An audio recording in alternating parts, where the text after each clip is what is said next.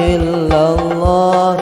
Muhammadur Rasulullah ilaha illallah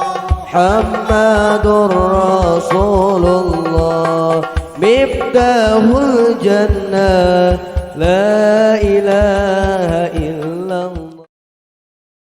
Judulna ieuna doman bade ngageuing pikiran sina ingat kadauhan Nabi Muhammad junjunan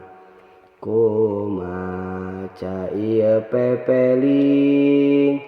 mugi sing jadi panggeuing du Gusti anu ngajaring siang wangina di api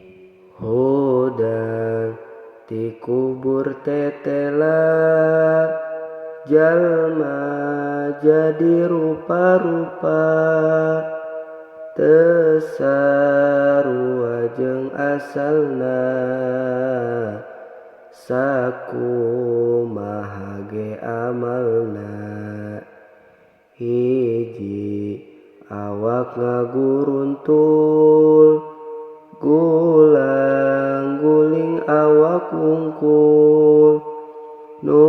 kitu goreng ka batur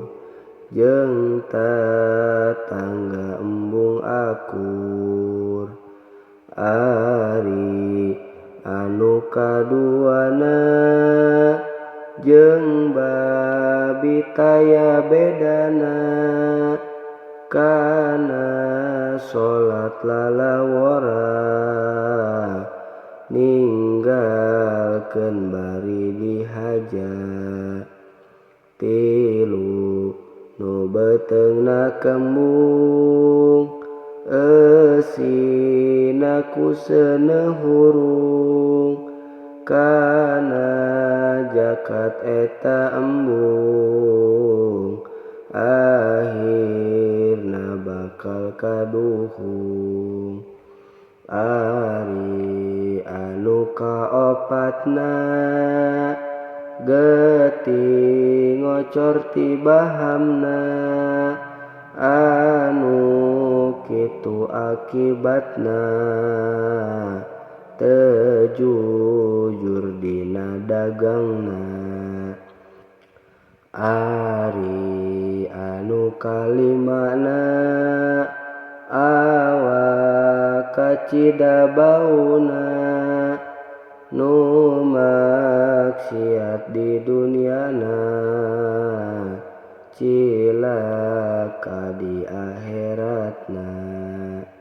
ari anu kagenepna jalma gorowong beheungna saksi palsu di duniana cilaka di akhiratna tujuh jalma teletahan nyerina teu katulungan kana bener teu nyaksian henteu sieun ku pangeran dalapan nuju jungkiran parji nabi jilna nahan kana jina dilakonan henteu sieun ku pangeran salapanu banget tutung beteungna teh meni kembung eusina ku seuneu hurung harta yatim digugulung 10 corob jeung larpa nu nganyarikeun kolotna goreng ka indung bapana, jaga nu bakal cilaka. Sabelas jalma sihungan, ari beteng kembung pisan, jalma sok mabok-mabokan, jeung arak jadi langganan. Ari kadua belasna, cahya lir bulan purnama, nu soleh loba amalna,